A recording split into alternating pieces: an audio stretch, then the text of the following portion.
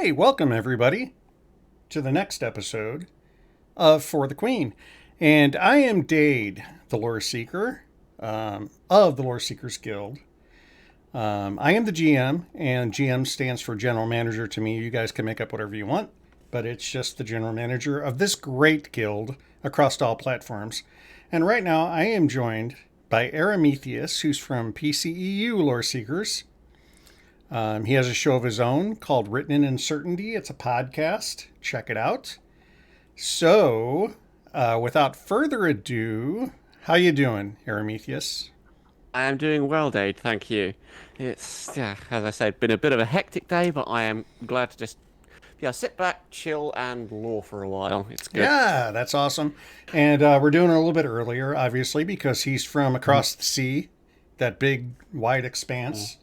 And what part, or I mean, where are you from generally? You don't have to get into specifics because we don't want anybody hunting you. So, where are you from? Oh yeah. Oh, the UK. The UK. Originally from a little bit out in the middle of nowhere called Norfolk, but currently in Basingstoke, which is about 45 minutes train ride out to London. Oh, nice. So, Okay, right on. So, in honor of that, even though he's not Irish, but it's from the okay. UK, I am drinking the Proper 12. Let's turn them. There we go. Proper 12 Irish whiskey. Right on. I have it all poured out into my big ice cube, ready to drink. So, cheers, everybody. Now, Aramithius, you play Elder Scrolls Online like the rest of us, and you're part of this Oh guild. yes. So, how did you get into Elder Scrolls? What brought you to the game? What was all that about? Elder Scrolls in general, it was basically because a classmate of mine was playing the Elder Scrolls 3 during philosophy classes in sixth form. I was sitting there as a 16-year-old thinking, what on earth is that? Is that a giant flea? Is that you can dress up in kimonos and Yep, yep. there are elves, orcs? What's going on? And all this happening when, in theory, there's philosophy ideas flying over our heads as well. Um, so that was just kind of the perfect mix to make me think what's going on with this particular universe. So that's how I got into the Elder Scrolls in general. That was about 2004-ish. I've been playing Mm-hmm. Morrowind on and off ever since, and still haven't really finished with it. There's still so much more I want to do. With the Elder Scrolls Online, um, I got I picked it up when it was on sale about I want to say about 3 years ago. Built a tune on NA, thinking there'll be more things going on there. Didn't really do a whole lot. Kind of put it down. Found the Loreseekers podcast when I was skimming around looking for Elder Scrolls content to listen to at work, and I essentially got tired of skipping through all of the bits to the lore lessons because I was thinking I don't really play ESO, I don't need to listen to the stuff about the game. I'm just going to listen to the lore. After a few months of that, Yes. Yep. I just stopped. I stopped skipping through and just thought, oh, this actually sounds really interesting because I'm listening to this stuff and just absorbing it slowly. And so I thought I'd get back into the game. And so the Lore Seekers kind of brought me back into ESO, and so I signed up. And so I signed up for the PCEU guild when that, not exactly when it started, but I was part of the initial discussions on the Discord for that. I think um, when that particular chapter kicked off, and have been here ever since. Really. Yeah, Gyps and Cash tend to draw people in, right? Oh yeah, Yeah, they have a very yeah, entertaining show. So they brought me in, absolutely, and absolutely. then they gave me the community. Thanks, Yeah, guys. All right. No, really, it's great. yeah. Yeah, I was actually slightly worried when they went over to Ashes of Creation. It's like, oh, they're not going to get me into another MMO, are they? Please. Oh, yeah. Because Yeah. I was just terrified that that was going to happen. But, Yeah, I don't think that's. We don't have to worry about them going anywhere for a while. The oh Ashes no. creation thing is dead, so Yep. no, don't worry about that. Not that the game's dead. They're just not going to No. be doing anything with it. No, fair enough. Yeah. Yeah. So you got into Lore Seekers. You joined on the PCEU side, Mhm. which is an awesome guild in its own. I have a character that is level, I think, 3. I will get over there Yeah, and play it, I promise. But I do want to be involved with we you guys. But cater to absolutely all levels of play for whatever you want to do. So yeah. so, okay, so PCEU, let's talk about that a little bit. What is going on over there? Because I know there's good things going on. Tell me. Oh yeah. In terms of regular events, we got Tuesday nights from 8 p.m. GMT. Or not 8. Yes. No, 7 p.m. GMT. I'm just trying to work time zones because the UK isn't currently on GMT, and it always confuses me immensely. Yeah, I don't know. But Yeah. yeah, it's 2 p.m. Eastern at the moment. If anyone's remotely interested in the US conversion, but we have lore runs, which are basically we pick some content, whether it's dungeons or a chapter or whatever, and we just go through and we just as a group go through the story, which taking everything slowly, just going through all the dialogue, talking it over, and just picking up on anything else that we can find. So, it get through. We can get through a. We tend to get through a storyline, as in a chapter about every month and a half, Hmm. and we will happily spend say 2 hours going through Crypt of Hearts, reading every single book, going through all the dialogue, just Yeah. chewing through, making sure we understand the story, and just any questions that come up, kind of talking them through. That's Tuesdays. On Wednesdays, we have World Boss Wednesdays, which is just going through a zone, killing all the world bosses, picking up all the sky shards, and basically PvE Zerg is how it seems to function. Um, just running around, killing everything in sight in a group of people, and we are prepping for some PvP content that's not I'm not 100% sure how regular that's going to be off the top of my head, but Hmm. that will be starting soon. Some beginner PvP stuff. Um, that once we just got the kinks ironed out, that will be kicking off. In terms of the stuff that's less regular, than that we run a lore tavern once a month, which is basically turn up in voice chat, which is open to any lore seeker on any platform whatsoever. So long as you're in the Discord, please come along. It's that we'll say, right, we're talking about this particular topic at this particular time, which is generally about uh, 7 o'clock UK time, 6 p.m. GMT, 1 p.m. Eastern time, um, on the last Sunday of the month. Um, and Yeah. the next topic is that we're talking about is the Reach Folk. That also runs in tandem with a costume competition, which is generally themed around whatever we're talking about that month. Hmm. Um, and there's gold to be won there, if you finish in the top three. We also run a well, just started running a housing showcase. It's not a contest. Sorry, I almost said contest. It's really not. It's just basically this is the house that we're going to decorate this month. Go away, decorate it, and we'll go through it on a Monday evening, and show everyone's houses. Just bounce ideas about housing off each other. Right. Um, and apart from that, it's just whatever people do of an evening. I will happily do slow runs through dungeons whenever anyone can call on me to do it. I'm happy to go through and pull out whatever books, whatever stories, people are welcome for and to chat through, because it's always better to experience the lore, in my opinion, when you can talk it over, Yep. when you're trying to kind of either explain something to someone or having someone else to ask questions to or whatever. You can always get that much more out of it. Oh, absolutely agree. And you do an awesome job with the Lore Tavern. I've sat in on a Yeah. few, and I encourage anybody on any platform just to hop in a Discord when the Lore Tavern's going on, because it's a good discussion. I mean, we talk the lore, and I know PCU's doing their thing. They're either fishing or whatever, but that doesn't mean you can't sit in and listen to the lore. So it's great. It is a very informational and a good time. If you're just out questing on your own, tune it in and listen. It's great. Yeah. Yeah, it's one of those. It's I've been trying to think how can we kind of bring the Law Seekers together as the Law Seekers as a guild and stuff, Mm-hmm. but and that sort of thing where you can just talk about things is one of the kind of the few things with that is entirely cross-platform. Right, So right. Yep, absolutely.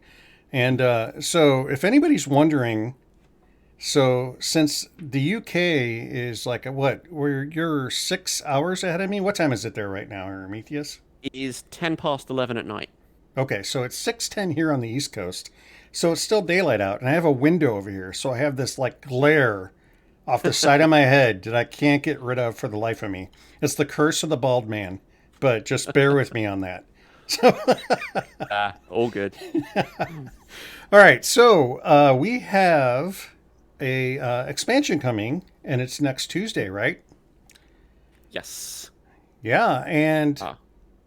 so World Boss Wednesday for PCNA tonight is going to be in Orsinium. And there is a character that you meet in Orsinium that Jibs likes to call Evil Eye. But her name is Evely. Sorry, Jibs, I just had to bring it up again.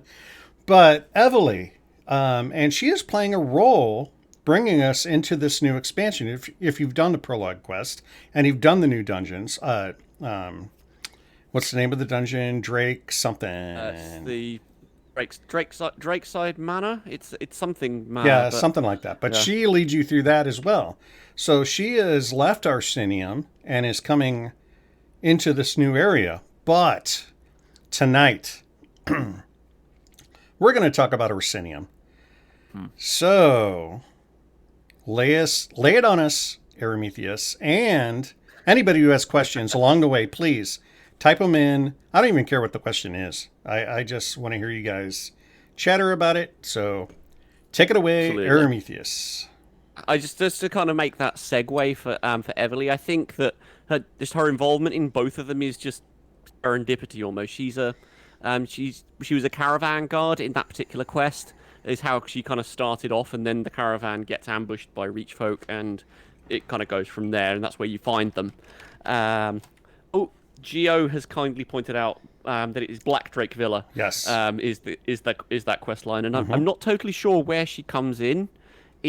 I keep on thinking back to the trailer, because that has her kind of sleeping by what I'm assuming is the Mysterium Xarxes.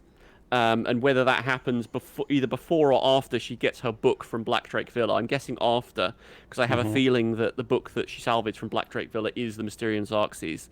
I've not had a chance to play through the prologue quest yet, but I'm thinking that's what it is, just purely based on those clues. But anyway, Orsinium. Orsinium, it means Orc Town in Old Neris, which is the language that the proto-elves spoke, more or less. But there are some other accounts of what that quite means, that if you use the Mer name for orc, it means cursed folk. It doesn't mean orc folk. So it's possible that Orsinium means cursed town, maybe. Yikes. But it's whatever its name means. It's the only real city that's ever been made by the orcs. They have a very, very strong culture of strongholds, which is basically fortified camps which have a very, very strict hierarchical structure based around chiefs and the chief's family. Whereas Orsinium has never really had that. I imagine the first one did, but we'll get to that. And one of the other defining features of Orsinium is that it's been destroyed many, many, many times over in its history. There have been that we see in the games, or that we hear about in the games. We know of at least 4 Orsiniums, and I'm sure there have been more over the course of time. But I think possibly the best way to introduce the Orsinium and how it works is a quote from the 3rd edition Pocket Guide to the Empire, which is published after the time of ESO. So it's towards the end of the 3rd era, whereas ESO is in the middle to late bit of the 2nd era.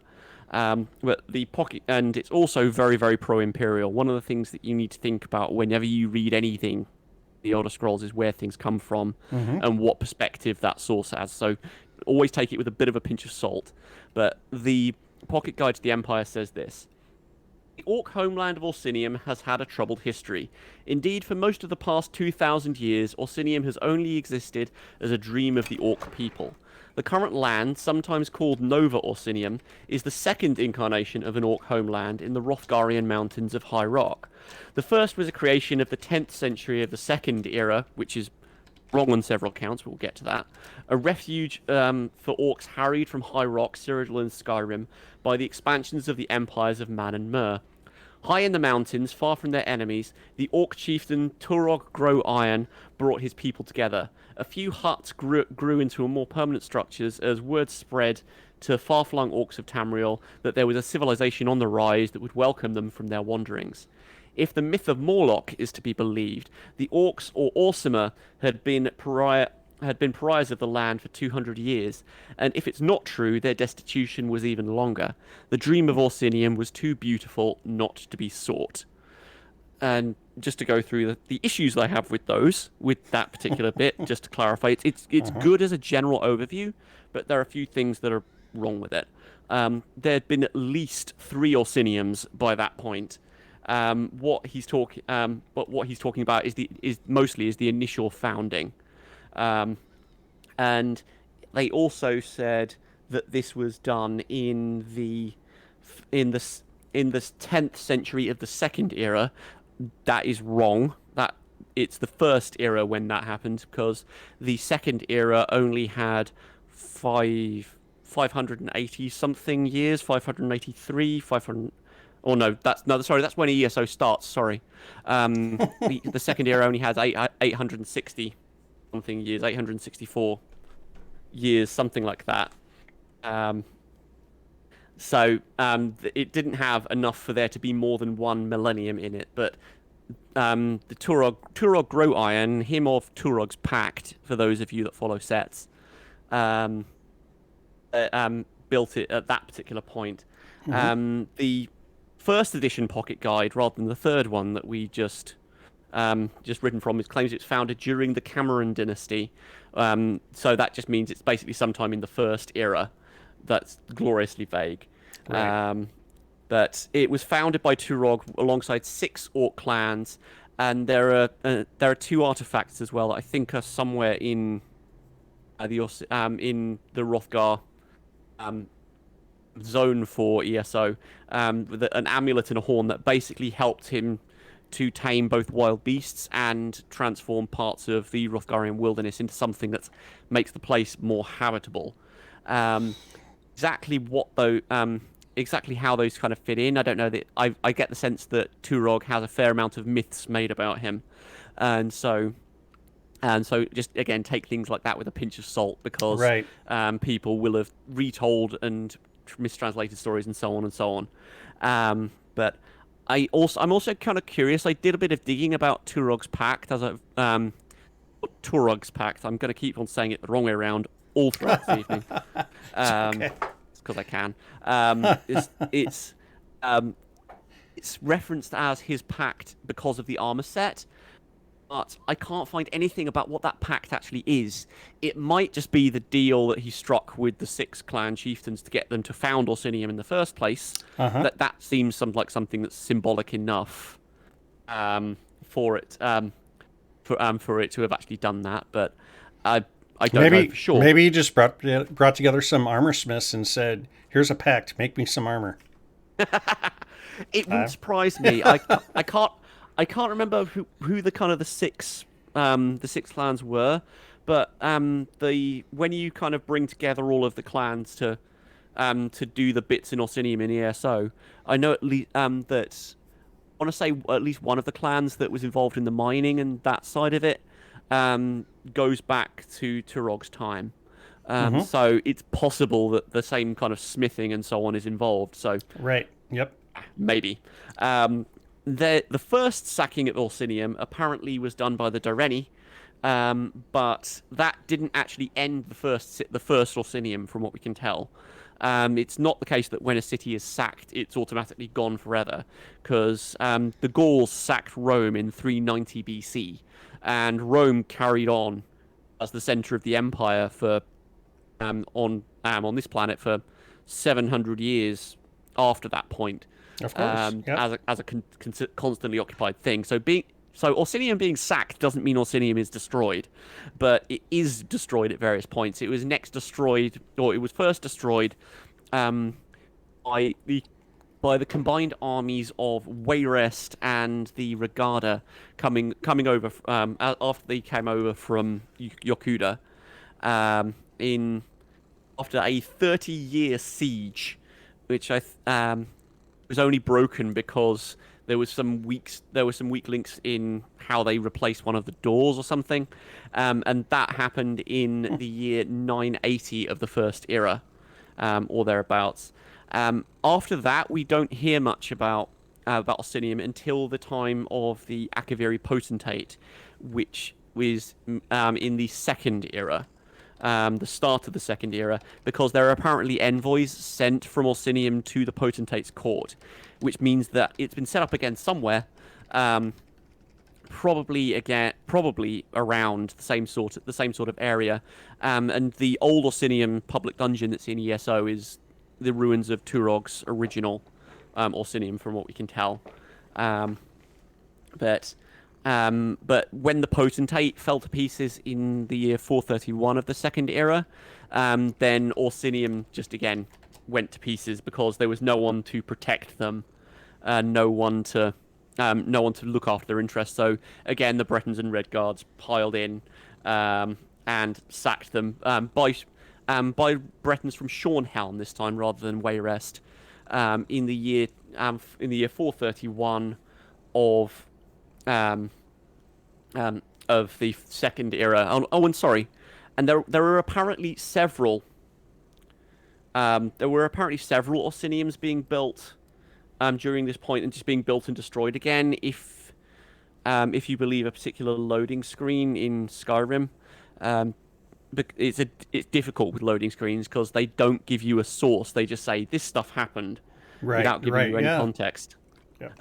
But I think there's several Orsiniums that are there, and two that we the second Orsinium, as people will call it, is what we see in ESO, which was founded after Rancer's War. The Orcs were basically promised by Emmerich that if they helped out with his fight against Rancer, that he would let them build Orsinium on the ground. It was a condition of getting Kurog's support for Rancer's War, that Orsinium would be built again. And it's kind of almost revenge for the Orcs in this, that they defeat Shornhelm, after they were the ones that tore down the last Orsinium. And from what we can tell, Kurog is the first Orsinium that starts to worship Trinomac over Malakath. Ah, okay. Because we don't know who Turog worshipped at all, whether it was Malakath or whether it was Trinomac. But obviously Kurog was very, very behind Trinomac worship, which is a different thing. Trinomac, if you listen to the stories about Trinomac and Malakath, Trinomac became Malakath when Boethia ate him and then excreted him out. At least in some tellings. That particular story is counted as heresy by the Daggerfall Covenant. The approved version that they have is that Morlock, who is absolutely not a Daedra, no, not at all, despite sounding like Malakath, the Daedric prince, Morlock Orcfather was bested by Boethia and Mephala, and possibly Azura as well, but definitely the first two. And was basically so ashamed that he'd been beaten that he tore the shame from his skin, is the quote. And so he basically mutilated himself because he'd been beaten, becoming Malakath in the process. But in that particular story, Malakath isn't, or becoming Morlock in the process, sorry. But in that story, Morlock is not associated with the Daedra in any way, shape, or form. So you've got those little differences in how that's looked at. But Orsinium has generally whenever we've heard about it after the first founding, it's been a hub of Trinomac worship, where the orcs have decided we're not going to follow Morlock or Malakath, potentially also dispensing with the code of Malakath as well, which is basically the orcs' social legal code for how they work, and just deciding we're going to worship Trinomac as a restored and noble god. We're not. It's kind of tied to the idea of Orsinium as a proper city or state for the orcs, that when they don't rove the lands and they're not nomadic, they're not cast out, they're trying to say, yes, we're a proper nation, we're a proper people, Right. and we Yep. have a true and upstanding god now. That's all. I'm kind of part of that same sort of push. And that's where we kind of come in the storyline for ESO. It's been around for a few years by the time we get to it, but it's still in the process of being built. The city of Orsinium, but you kind of help it get more established and sort out some of the internal politics. I really don't want to spoil it because there's just so many lovely twists and turns in that particular quest. But you basically happen upon Everly and the caravan that's being sent to resupply Orsinium, and basically get sent to go and grab all the bits that the Reach folk have stolen, and then get brought in to help Kurog establish Orsinium, get all of the chiefs that are roving around Hrothgar on side and supporting Orsinium, providing what they can to help build the city. And one of the main squabbles is that the chiefs are Malakath worshippers. There's one or two very, very ardent Malakath worshippers in the chiefs that you try to get on side, and trying to get them to go alongside with the Trinomac worship, and who's going to be worshipped in the end, once whoever deals with Orsinium has their say, was one of the kind of the key questions. Does Kurog enforce Trinomac on everyone? Yep. Is Malakath worship permitted? How's that all going to work? Is kind of some of the key questions, and it's kind of grappling with some of those questions of Orcish identity and how that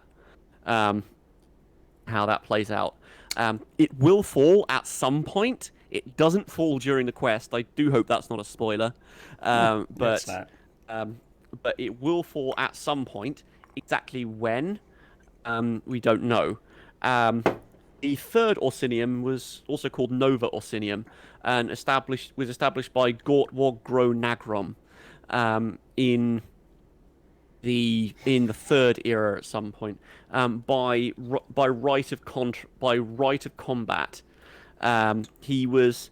There's a story about how Gortwog apparently had a claim to the land that Orsinium is on, and a High Rock noble also has a claim, and they basically have to settle their claim in combat, and Gortwog wins.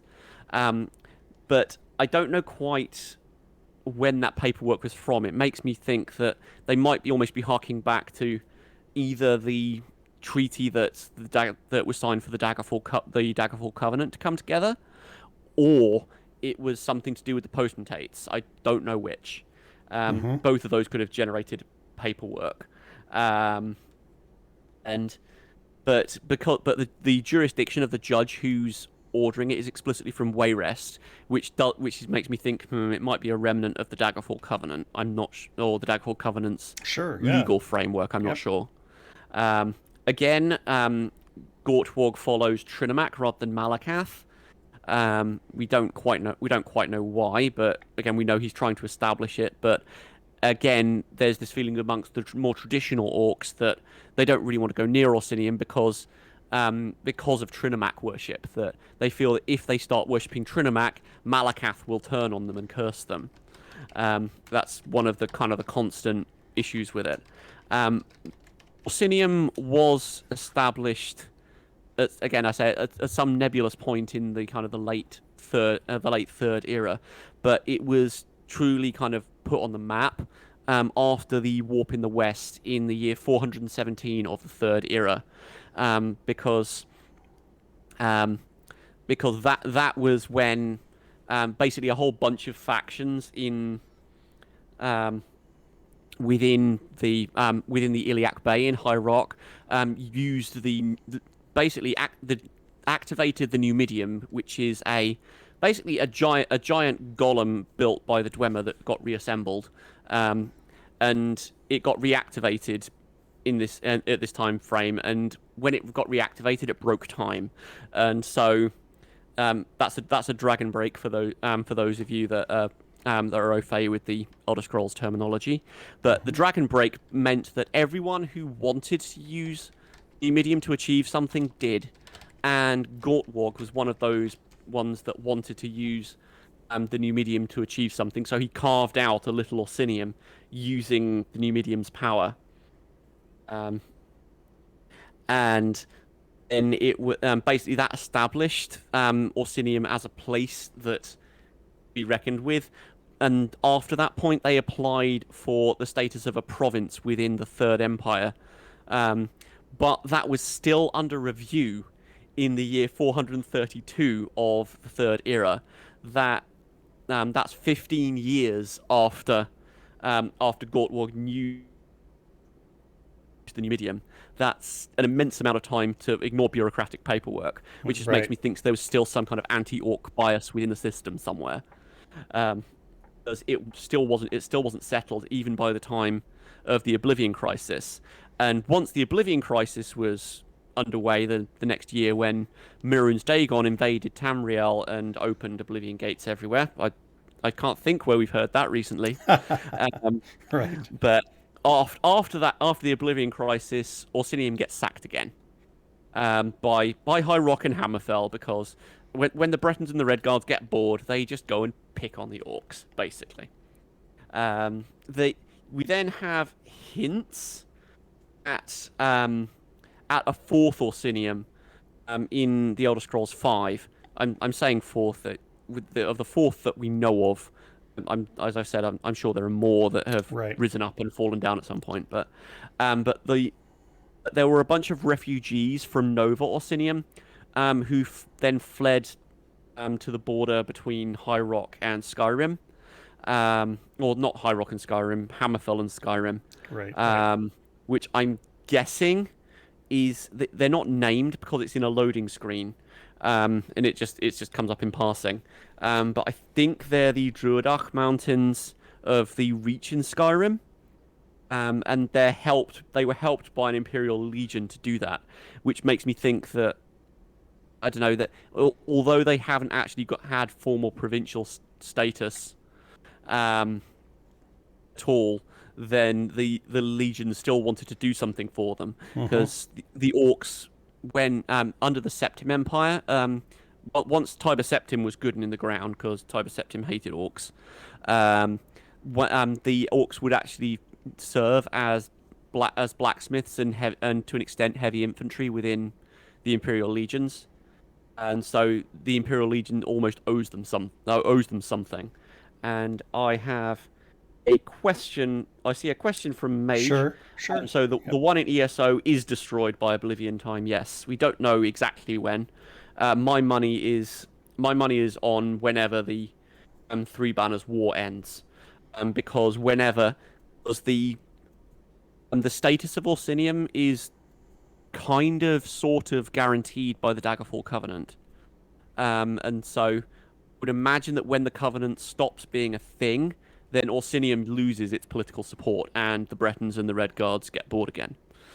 So, yeah, that's how I think that will work. It makes sense. Just pick on the orcs, right? Yeah, yeah. It's that they are kind of terminally, just the people that are being picked on, just because they've never really had a nation. It's as I said, Orsinium is kind of an attempt to create that, but the orcs, I think, are also the odd ones out, because there is that kind of thing of, well, can't they just be civilized people? But I'm not sure that they can be. I kind of went through a list of the other playable races in Tamriel, and the orcs are the only ones, apart from the Argonians, who are strange and different and basically Elder Scrolls aliens, Mm-hmm. that don't have the possibility of some sort of tower. Um, what I mean by a tower, by the way, is it's a structure that in some way replicates the overall structure of the Erebus of the universe. And by echoing that, it in theory possibly helps hold the world up, keep it together. What it does do, absolutely definitely, is help shape the kind of underlying magic of Tamriel called Creatia, and that can have an impact on the world around it. Mm-hmm. Now, every single other culture in Tamriel has a tower, possibly. You have the Cyrodiils that have the white gold tower, and the Dunmer have Red Mountain, which is a tower. Mm-hmm. The Nords have Snow Throat or the Snow Tower.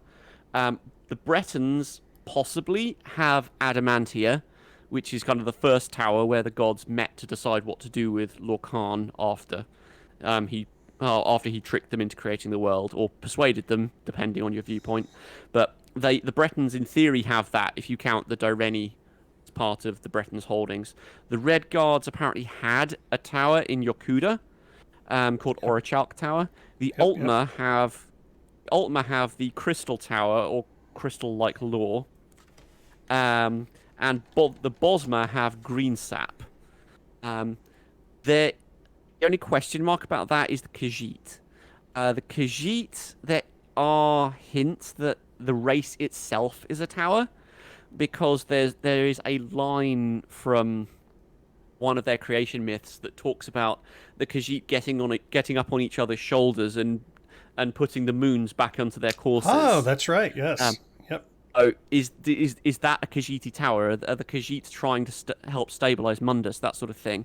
I'm not sure that's the case, because the stuff that goes on with ESO, the Two Moons dance feels like it's its own thing and connects the Khajiit to the moons more directly than just climbing upwards and making a huge stack of Yeah. Khajiit.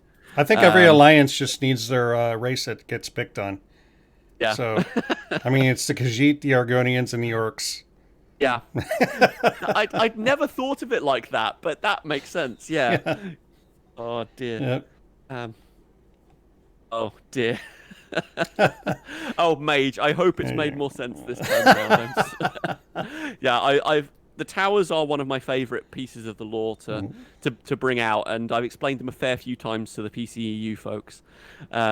So that's why Mage is talking that one through, is mentioning it like that. But the key here is that the orcs don't have and have never had a tower. The only real possibility, the only real exception to that is that Gortwog used the Numidium to make Nova Orsinium, and the Numidium is a tower. It's a tower that walks, but it's classified as a tower, which is possibly why it had that much. It didn't actually have that much more permanence. I take that back, but it's possibly why it expanded out in the way that it did and just had that much more stability for the time it was there. But that's why I think the orcs are being permanently picked on, and because they don't have a tower. And you look at some of the stuff that the Aelids were doing, like with the Doomcrag in High Rock, and if you read the book Arabic Enigma 4, the Elden Tree, that also, both of those events connect to Aelids trying to make something into a tower. Like if you play through the Rivenspire zone quest, the Doomcrag is the Aelids trying to make another tower, and Arabic Enigma tells the story of how Anumaril was trying to corrupt the green sap into being something else, into being a tower like the Aelids built, like white gold. Right. And right. Yeah. so they were potentially trying to re-establish the Aeliad nation by making a tower, but the orcs have never done that. Um, and the orcs have never had one, so I just think that's possibly one of the reasons why Orsinium is always doomed to fail in its way. It's Well, do the you orcs will never have a home until they can make a tower.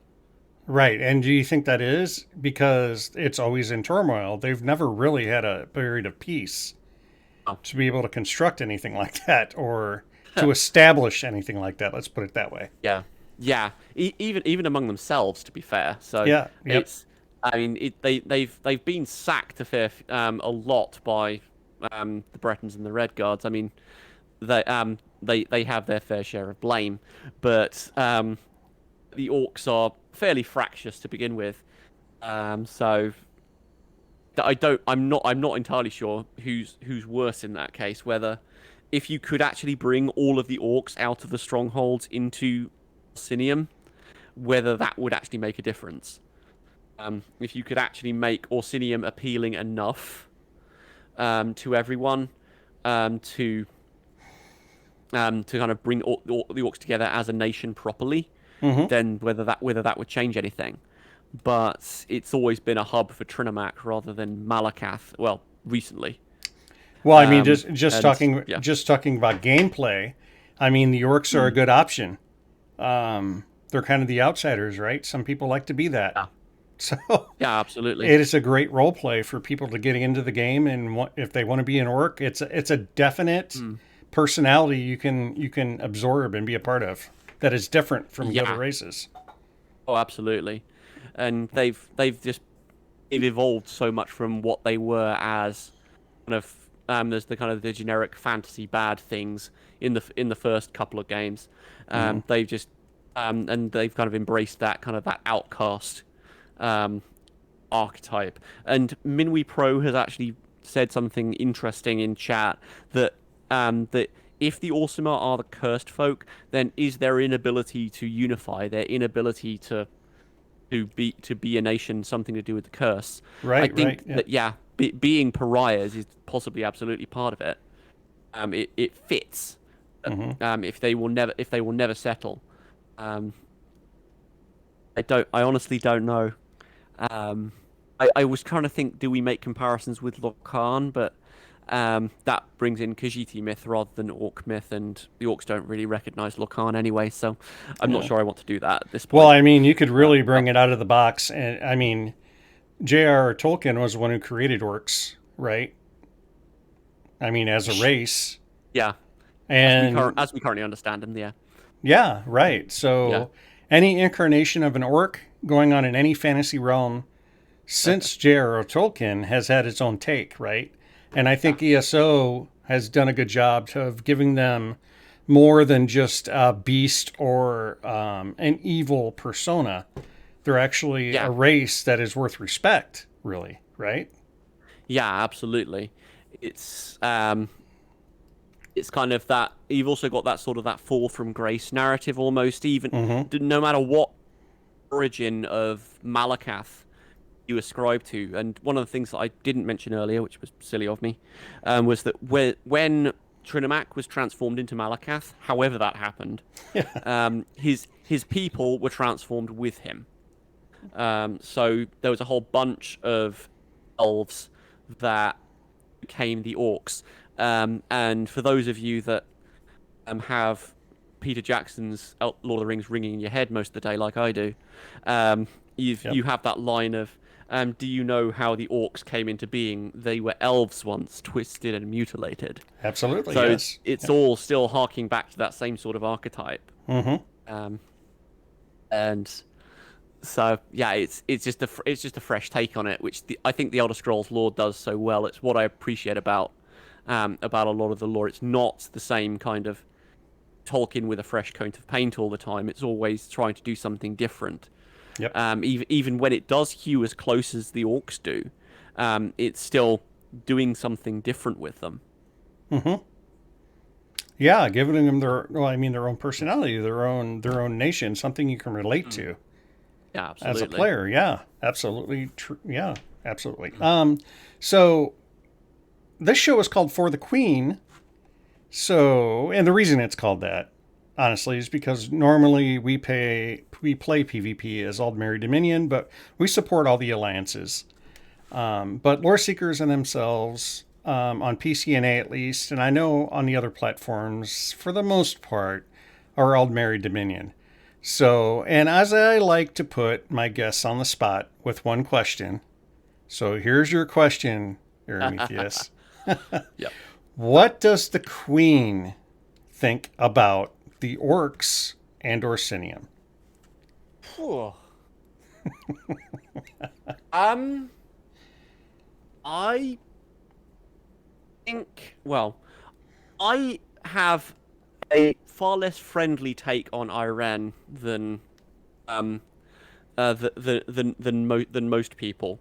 I the way I see Iran as operating was that she went off on her gap year or whatever it was. Basically, she was about to be crowned, and then she just disappeared, and then Right, comes back right. and decides to form the Aldmeri Dominion. Correct. Yep. Um, Yep. Way I read that is that she's gone around and seen the world. And, oh, the world is a terrible place. We need some cannon fodder if we're going to rule it properly. That's how I That see is it. a view. Yes. All right. So That's how I read it.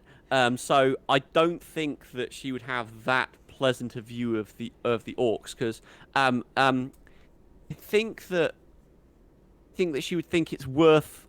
She doesn't seem to be that averse to people who try and kind of change their station, and she's willing to get her hands dirty and change things in a way that others aren't.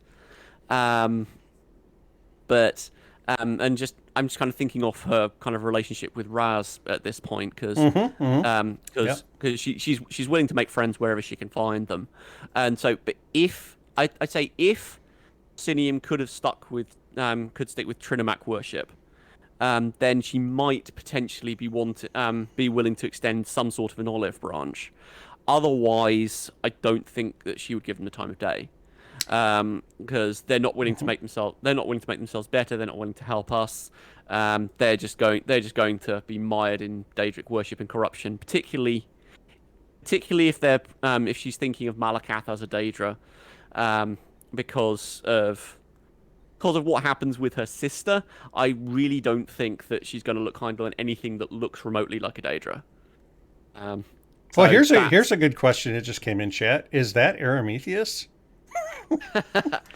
yes, Ragnar. This is me. He is not an impersonator. Yes. Yeah, I don't have some sort of mark of authenticity I can show you anywhere, but I hope we chatted enough that you can recognize the voice.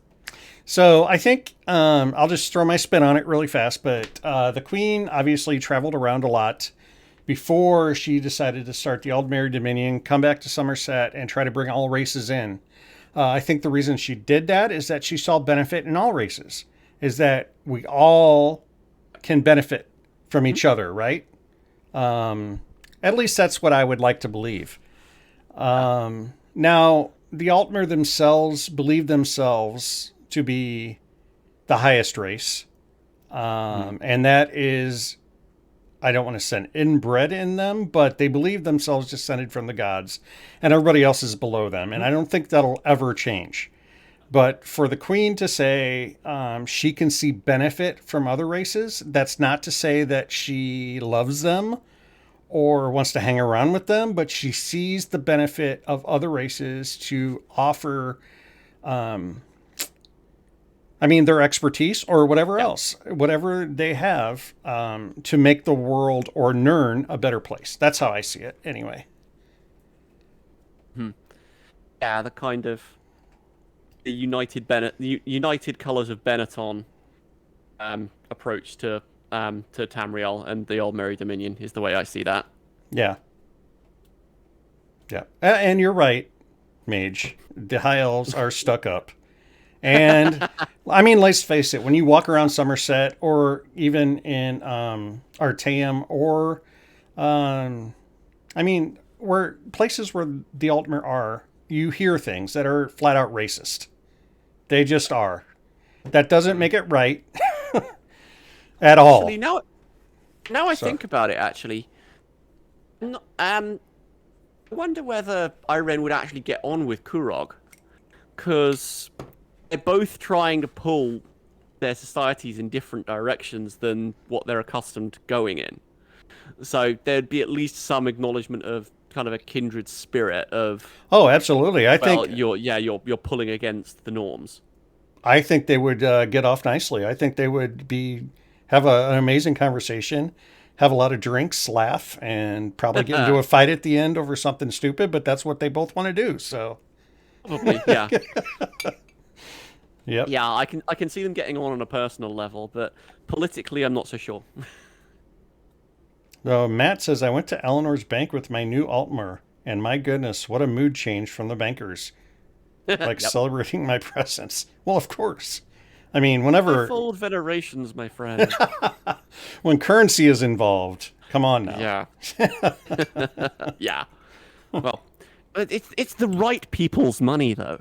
Mm-hmm. That's the thing. Yeah, the wrong people can't have dirty money. Yep. So yeah, that was a great conversation about the Queen's take on the orcs and all that. So I guess we're gonna wrap it up here, Aramithius. Sure. Aramithius, do you have anything more to add, or Uh, Nothing in particular that I can think of, apart from just if you ever see me online, ping me, drop me a line. I will happily chat lore about it any time of day I am free. So and yes, I yeah, made him just a channel in Discord just for him called the Lord Tavern. So if you see him in there, ask him all kinds of questions. He loves it, and he always has good absolutely. answers, as you can tell by this show. Well, And you I have wouldn't your go so own. far as Go wouldn't ahead. go as far as to say I have answers. I have responses. But Right. yeah, Well, I mean, well, what is lore, right? You can yeah, go down that rabbit hole forever. I mean, it's the perspective of the person telling the story. Is that the truth? Well, it is to them. Is it to somebody else? No, maybe not. But it's like I told Ranger, she does a story run on Thursday nights on PCNA in a dungeon, and she's reading the books and she's trying to explain what the dungeon's about. And she'll say something like, "Well, I'm not sure." I'm like, "Well, make it up because this is lore. This is your story you're telling. We want to hear it mhm. from your point of view. So tell us what you think. That's your lore." So I love that. Uh, I love that whole idea. So Yeah, absolutely. It's just, lore is what you make it. It's just, don't get me started on canon or non-canon. That's a junk, non-existent question as far as I'm mhm. concerned. But, um, but basically, in evaluating anything, it's just does it fit with what we already think we know? So if you want to start thinking that Tiber Septim was a stallion or something, Mhm. then that's and fine, you can think that, but don't think you're going to get that many people to go along with you because it's contradicted by pretty much everything else that we know about Tiber Septim or that we think we know. But if it fits, then run with it. Go along with those ideas. And just see what you can make fit given the evidence that you have. And going out and finding that evidence is another thing as well. It was, ironically enough, from a personal perspective, not playing the games was almost what got me into the lore. because because instead of trying to squeeze in gameplay time, I knew that my PC wouldn't be able to handle it, so I just went away and read all the books on websites, Mm. and caught up with it that way. So Outstanding. I That's cool. Yeah. I'm never fussed about spoilers because I've generally read about something years before I've played it. It's Yeah. it's only recently that I've actually had a PC that can handle more modern games, so I actually have a chance of playing something before I've read the storyline somewhere else. Outstanding. So as you can tell, our buddy here, Aramithius, is a wealth of lore knowledge, and you can Try. hear that lore knowledge on his podcast, Written in Uncertainty. And how often do you do that? Uh, in theory, it's every 2 weeks. In reality, it is whenever I can get an episode out. Now that recently That's that's been life. Yeah. averaging. Recently, that's been averaging about once a month, at this stage. But yeah, it's a question every episode. and just trying to dig into the sources and where the ideas came from, and basically thinking about the different perspectives of it all. I started that because I was seeing so many arguments about some aspects of the law that were basically people hearing an opinion, latching onto it, and saying, "Right, this is what I think." And so Yeah. it was just opinions butting up against each other with no Yep. real understanding of what was going on. So right, and so I was like, okay, so I want to make a resource to see where do those ideas come from, what's the reasoning behind them, what makes it most likely for those perspectives to actually work, and just have a place to unpack those ideas, and so that people can understand where it comes from. Because the Elder Scrolls has been around for, is it a quarter of a century at this point? It must be 25 years since Oblivion, 94 or thereabout. Um, so so there's been room for people to kind of develop their own opinions, state those opinions, and just not want to really dig into where they come from. And so people hear these ideas and just latch onto them without any real depth to it. So I just started written in uncertainty to say, right, you know the basics. This is the next step. This is looking at where everything comes from, and this is what some things mean, and where some of these bizarre ideas from the community comes from. It it goes into the lore. It also goes to some extent into the history of the community, because quite a few of the ideas that the community comes up with don't necessarily link in precisely with what's in the game. So, like, where does that idea come from? Oh, it's based on this dev forum post from 2004, Yeah. sort of thing. So it goes into a bit of the history. So yeah, Jason said, I guess I never thought of lore as being subjective, but it actually goes back into I don't call it a theory because I think it's true, but history is written by the victors. So when you read history books, it's written by people from their point of view as a victor in most times. So Yes, history to an American Indian is different history to an European settler. I'll just leave it at that. absolutely. Yeah, So yeah, absolutely. It's basically lore is always subjective within the Elder Scrolls, because there's it's almost always being delivered from a perspective. Either a character is telling you something, or a book is telling you something, and a book will have an author, and an author will have an axe to grind. right. They'll always have some reason to be telling you this thing. No one sits down and, well, very few people, at least in Tamriel, sit down and write a book out of the goodness of their hearts to get to the absolute truth of something. Right. Exactly. Yes. They'll always be pushing something. Yeah. So understanding where that comes from and what that might mean for how true things are, that's always something you need to kind of take into account, which is why I started off the Orsinium chat with the quote from the Pocket Guide, because it's a great summary. The Pocket Guides are fantastic, and for the Elder Scrolls Online, the Improved Emperor's Guide are just fantastic guides to Tamriel as a whole, kind of the broad sweeps of continent. But they always come with a perspective, and that perspective is generally quite pro-imperial when it comes to those guides. So you Absolutely. need to take everything with a pinch of salt. Yeah. And And actually, I just realized I misspoke because I said American Indian, which actually is offensive to them because they're Native Americans. So I apologize if that offended anybody. But they're Native Americans, not American Indians, because they weren't from India. yes, that's true. Okay. Yeah. So is PCU doing Road Boss Wednesday? I know you said they are. Where are they going to Orsinium or Rothgar tonight? No, they've already been. Okay.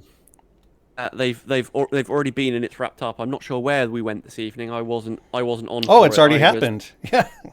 Yeah. I'm sorry. Yes. I don't know. We have some people presumably who've already been on it. In chat, I'm recognizing some. It was Shadowfen. Shadowfen. Yeah. Okay. Yep. Yeah, entirely unrelated, but I think that was because Mage was looking for it on specific characters, but I can't. That was the Incidentally, Discord chat. Incidentally, the absolute worst place to fish. It's all water, but there's no fishing holes. Yes. Took me Yeah. forever to finish that. Yep. Well, we'll just have to have some Argonian law taverns, and we can like just go fishing in Argonian zones while we chat. Right That's on. absolutely the best way to do those sorts of achievements. Those when you can kind of off focus on what you're doing, and are otherwise doing something else to actually engage your brain a bit more. That's kind Right. of what we tend to wind up doing on the law taverns. Cool. Either that or finding somewhere random to dance and play instruments out of tune or something like that. All right. So, Mhm. Aramithius, I can't thank you enough for joining me on the show. Oh, thank you, Dade. Yeah, it's been great. Everybody out there, hope you enjoyed it. If you want to catch him on his podcast, it's Written in Uncertainty.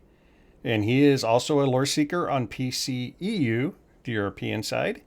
I am the GM of the Loreseekers, and I am on PCNA as well as others, but I mainly hang out on PCNA.